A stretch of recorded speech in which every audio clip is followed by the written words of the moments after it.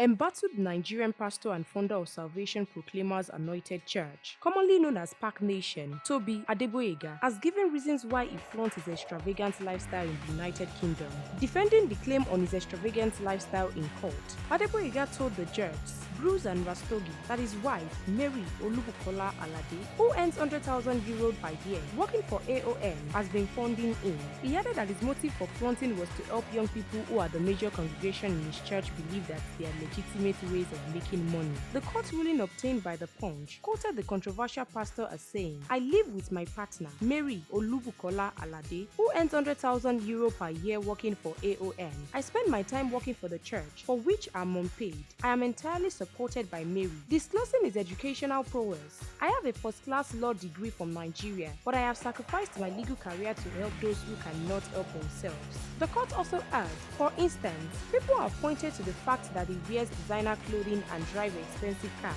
He was adamant that all of his personal possessions had been paid for by Mary. He has never taken a penny from the church. He believes that it is important for him to dress the way that he does because he needs to inspire these young people. They need to understand that there are legitimate ways of making money. For instance, through entrepreneurship. Reacting to court ruling on his deportation, Adegboyega on the 5th of December 2024, Thursday, dismissed the allegations, insisting that no amount of persecution would bring him down. He said, "No panic, I love London City. It is my city and nobody can do anything. Of all the people of color you know here, pastors and leaders, I have survived everything. I am here, I am at home. Nobody should panic for me. I succeeded well in this country despite all challenges. I'm in the league of people you look up to. I have survived that well. Nothing has changed. Nothing will change." The embattled pastor emphasized that he is doing well and nobody should panic over his controversies.